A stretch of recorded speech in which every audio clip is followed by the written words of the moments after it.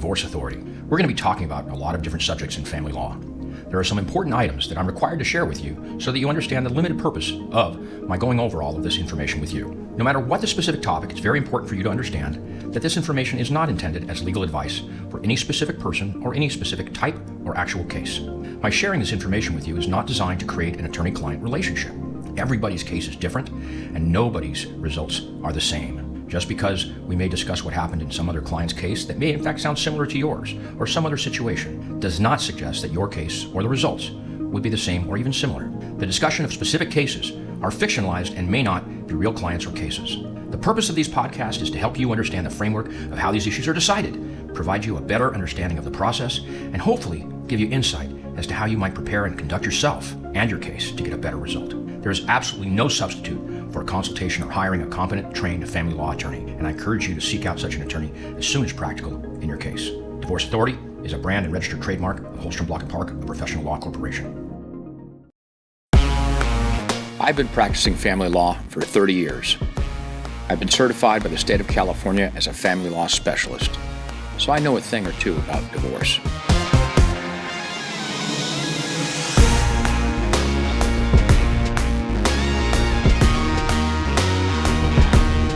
I'm Dayn Holstrom, and I am the Divorce Authority.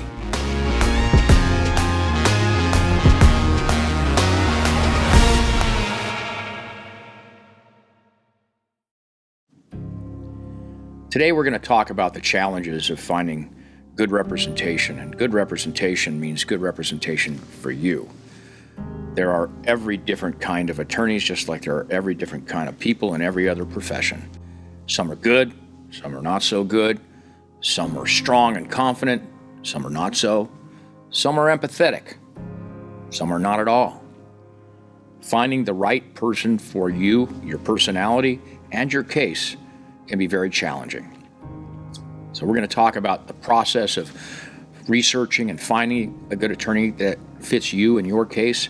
We're going to talk about expectations, yours and the attorney's. We're going to talk about what you do during the relationship to avoid traps and pitfalls that can befall any relationship, professional or otherwise, when there's a failed expectation or a misunderstanding, which is the same thing in my book. And finally, we'll talk about the research that you have to do all the way through your case, your process, and how do you conduct yourself in the litigation so as to make sure that you and the attorney are aligned towards the same goals. So without further delay in that, how do you find a good attorney? Well, there's no question in my mind that the best way to get a good referral is to hear a good recommendation from someone you know and trust personally who has been through a similar process. And I'm putting emphasis on certain words that'll become apparent why. And what's the difference between those and online reviews? Well, the biggest problems with online reviews is they are susceptible to fraud, frankly, in this most simple sense. It is not unusual at all, unfortunately, to have opposing parties or even competitors falsely post reviews on some attorneys' websites. And it happens, unfortunately, with some regularity. And it's almost impossible to catch it. So online reviews are both anonymous, often, and even if they have a name, you don't know that they're real people or what they've gone through. Second, let's assume it's a totally legitimate review. Their circumstance may be completely different from yours. They could have a custody case, and you could have a financial case. So you need to be careful about reading and giving too much weight to reviews. Moreover, clients, like attorneys, are coming in every variety. The one commonality they have is they all have a challenge. They all have a problem that they want to deal with or overcome. Some of those challenges are very, very daunting. And this is where the managing expectations becomes so important. If you go into an attorney and they act like a used car salesman, and they pound the table, and they tell you how they're going to kick the other side's butt and they're going to make you a hero, run. Do not walk to the exit. The problem with those attorneys is they may still have a lot of confidence, but it is absolutely foolhardy to tell a client potentially that you're guaranteeing an outcome. There are three possible outcomes. One, you hit a home run. Client wins, client's happy. Then the client looks at it from this perspective. You, the client, says, well, yeah, you told me my case was pretty easy, so no big deal. Second off, you fail, and you don't get what the attorney led you to believe you're going to get. Now what happens? Well, either the attorney's a liar, or they're incompetent, or both, because they told you they were going to go out there and kick butt, and they didn't. So my concern is when you hear those kinds of things from attorneys and somebody's effectively guaranteeing you a result, they are setting everybody up for failure, especially the relationship between you and your attorney. What else? Online reviews. Clients. There are good people, bad people.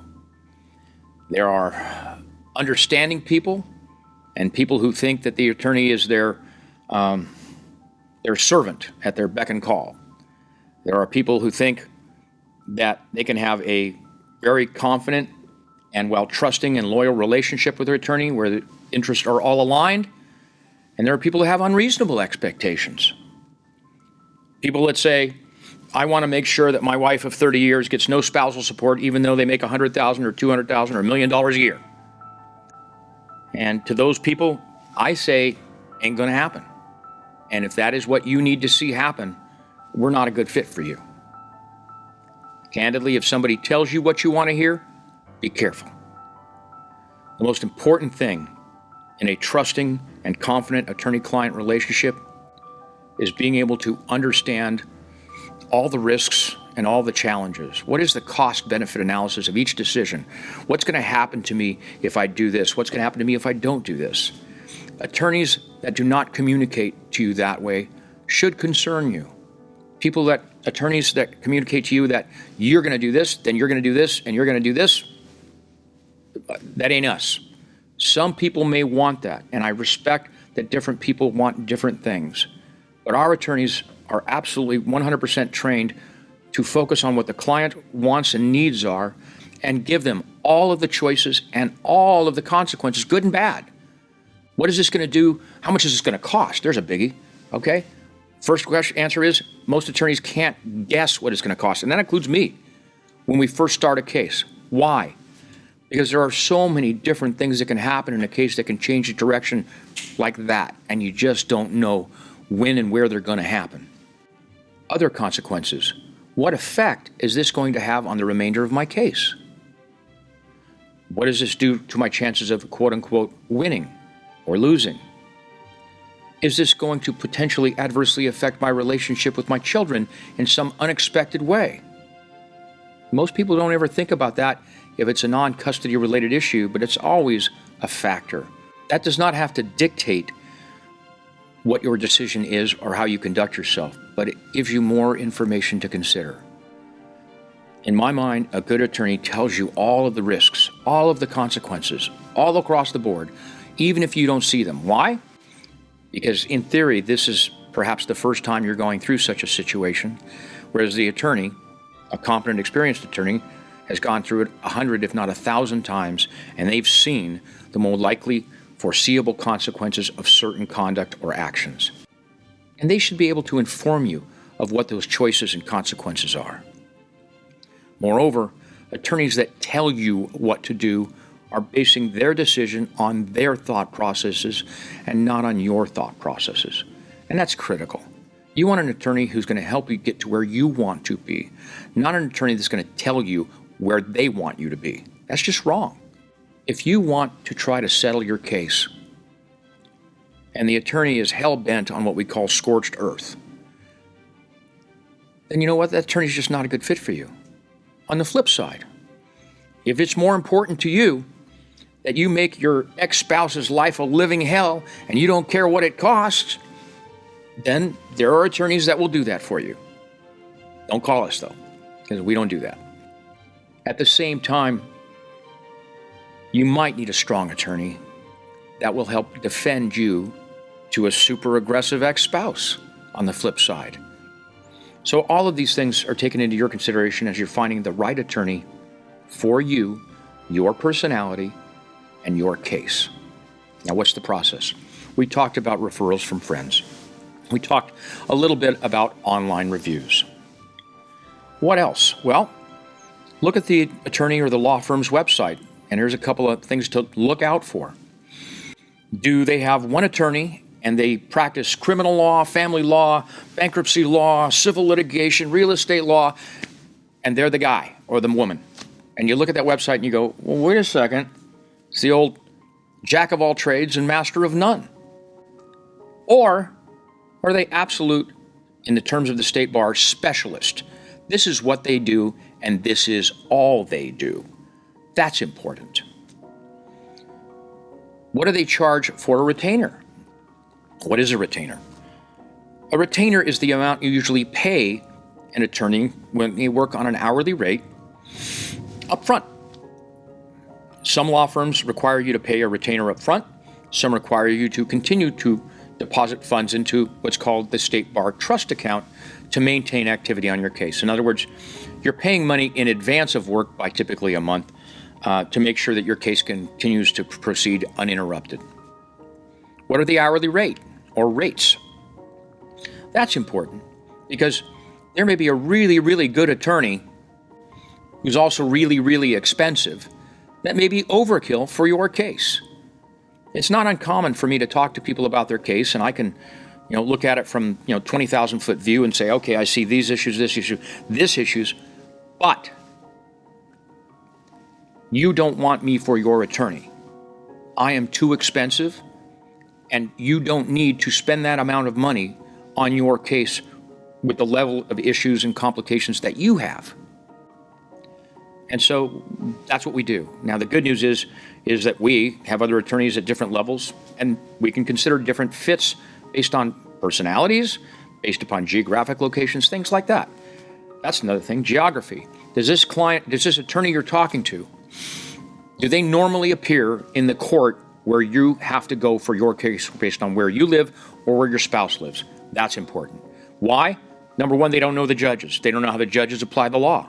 Number two, they're going to charge you, most likely, travel time to drive from, let's say, West Los Angeles to San Diego. Okay? You may have found this greatest attorney, but guess what? You get a few bills at $500 or $600 an hour, for driving 3 hours each way to a hearing, and that's going to get expensive pretty quick. Maybe you don't mind that, and that's okay. Well, what if somebody says my retainer is $2,500 and another attorney says my retainer is $5,000? Oh, shoot, the other one's cheaper, right? No, that's not true. The retainer is only the amount you typically pay to hire the attorney. Then you have to compare the hourly rates. Why? If both attorneys are $300 an hour and both attorneys charge a $3,000 retainer, guess what? You got it. It's going to be, they're estimating 10 hours for the immediate activity on your case. What happens if one person, however, charges you a $3,000 retainer, the other one charges a $6,000 retainer, and they both have to do 20 hours of work immediately on your case? Well, here's what's going to happen. The one that charged you the $6,000 retainer is going to have adequate funds to do the case the way that they see your case needs to be done. I'm not saying that estimate is right, wrong, high, low, whatever. I'm just saying be careful of the low retainer, because that person is going to come back to you in a couple of weeks and say, you know what? You've run out of money. We need more. And now you're committed. You're like, oh my God, I've already invested, $2,500 or $3,000 with this attorney. If I don't stay with them, I'm going to have to pay the same amount to another attorney starting all over again. So be careful of those kinds of things that can happen.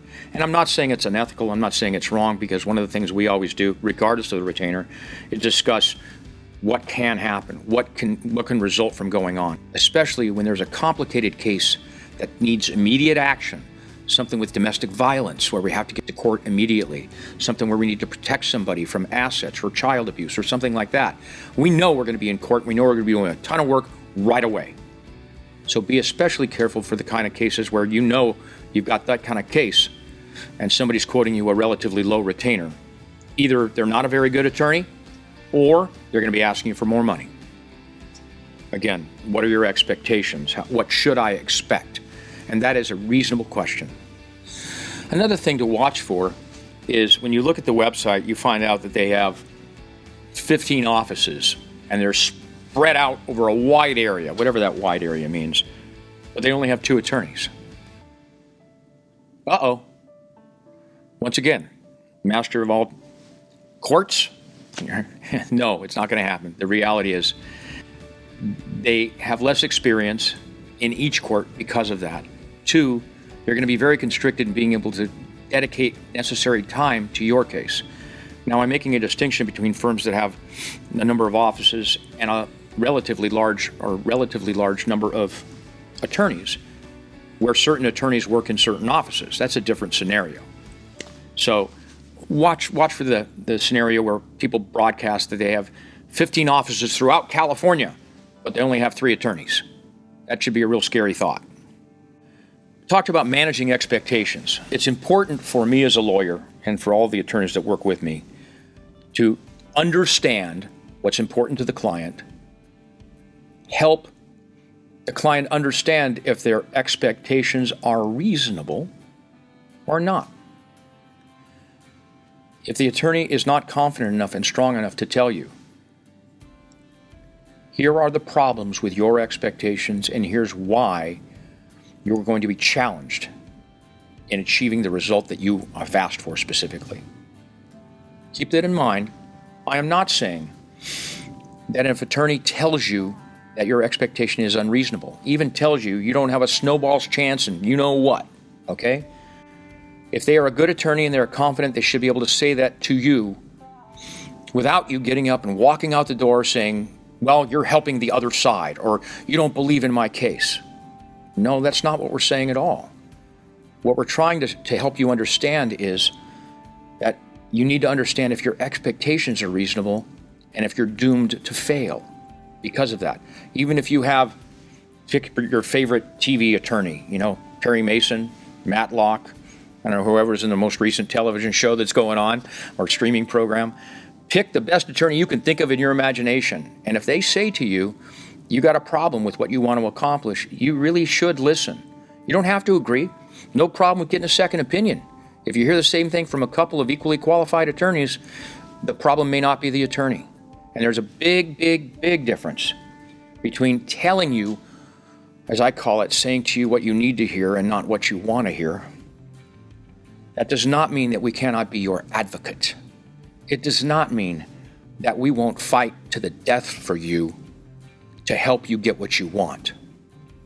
But we feel the absolute need to explain to you that our chances for success are going to be challenged. Conversely, the attorney that tells you everything you want to hear, tells you you're going to win, the used car salesman I was telling you about, tells you you're going to win, you're going to get everything you want, just get out of there. Don't even stay there, because you're A, wasting your time, B, wasting your money, and C, hurting your case. What are some of the challenges that clients have with attorneys? And I've been doing this a long time and managing a lot of attorneys and had a lot of cases. And again, it comes from failed expectations more often than anything else. Well, the expectations can be yours, the client. And it's very reasonable for you to create a checklist of your own of what questions you want to ask the attorney during the interview process. Number 1, will you be my attorney? Will you have other people working on my case? Who are they? May I meet them? What is the hourly rate of the people that would be working on my case? Will you charge me if I send you an email or call you on the phone? All of these are very, very reasonable questions. Will you charge me travel time to go to court? And I'm not speculating on what any of the answers will be or what you should do based on those answers. I'm just telling you to get firm expectations when you hire them, because it's the failure to meet the expectations is what will create conflict in your relationship with your attorney. Understand the financial expectations. What should I expect to pay based on a reasonable level of activity, assuming that Vesuvius doesn't blow up? And that's a reasonable question, but it's only an estimate. There are things that happen in a case that non-attorneys are unaware of, like discovery. We may say we think that $2,000 will carry you through this month. The next thing you know, the other side setting up an emergency hearing, we call it an ex parte, in court tomorrow to try to take custody away from you. Or they serve hundreds of pages of discovery on us that we have to respond to in the next 30 days. And all of a sudden, your case just got way more expensive and way more involved. So there are lots of things that we can't even guess about happening until they happen. And so I'm not telling you that every attorney should be clairvoyant and should be able to crystal ball some magic idea of what's going to happen. They can't do that. But they can give you a reasonable estimate of what they see at this time. So you can understand if your expectations are reasonable and can be reasonably met.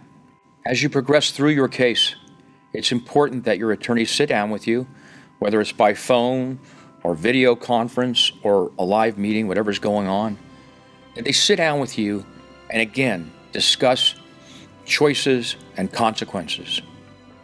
Do we do a deposition in this case, which is a relatively expensive discovery device where we interview somebody before and take their testimony and cross-examine them without going to court? Does that make sense in your case? If so, why? Why do you want to do that? What does it cost? What do you expect to gain by doing that? All reasonable questions. Some attorneys, every attorney will probably tell you, or every competent attorney will tell you, that it is their decision on what tactics are going to be employed. And I absolutely believe the clients have to respect the attorney's right to choose the tactics. They do not, however, have a right to dictate the strategy, nor to dictate how much money you're going to spend. So listen, ask questions, and make an agreement with the attorney on how you want to proceed based upon your cost, expectations, and needs. As you go through your case, if you're having questions and concerns about what's going on in your case, or the conduct of the attorney or the law firm, set up a meeting. Set up a meeting with your attorney. Set up a meeting with the manager if that's what you want to do. Discuss your problems or concerns about what's happening. In my practice, this is a real simple issue of customer service. And I will tell you that just as a matter of common sense and simply policy, we will never, ever, ever charge a client to talk with them about their concerns about their case, even if it crosses over into tactics and a discussion of their case, which of course it will. We also never, ever, ever charge to talk to a client about a bill. It always surprises me when a client comes to me after changing attorneys because they've come to us after leaving another attorney, and the client comes to us and has a question about their prior attorney's bill. And I have to look at them and say, I'm sorry, this says right on the billing entry, discuss client's billing, point $4, $200. That's insane. It makes no sense. So at the same time, it may come a time where you do need to leave your attorney. You can't work out your differences. You don't feel like it's a good fit, whether it's because of interpersonal relationship dynamics, person's not empathetic enough, too empathetic, not aggressive, too aggressive, whatever. Then you need to change. And when you need to change, guess what? You're now repeating the process. And when you repeat the process that you started where you started searching for attorney, now you need to look with your new gained experience.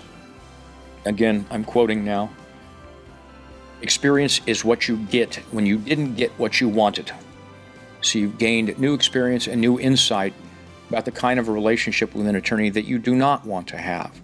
And so you're going to be more educated when you look for a new attorney. The challenge becomes, however, that sometimes when you need to change attorneys, you have to do it very, very quickly. And that's because of pending hearings and the like. So try to stay out of that situation. Try to choose right the first time. I will add one more thought, and I thought about it when I mentioned the word aggressive. Just because somebody's the loudest bully in the room, and they raise their voice and they raise their pitch and they pound their fist on the table, that doesn't make them a good lawyer. And it doesn't make them a good lawyer and a good fit for you. It makes for good drama. but that's not what the judge who's going to make the decisions wants to see. And frankly, it's going to, more likely than not, it's going to antagonize the other side and or the other attorney, which is going to complicate your case and definitely not get you the result you wanted. So always be aware that TV drama attorneys is not necessarily the best fit for your case.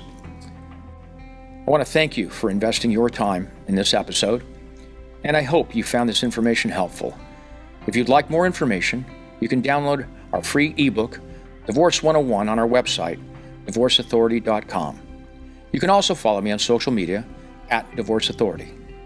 I'm Dayn Holstrom, and when I do becomes I don't, turn to Divorce Authority.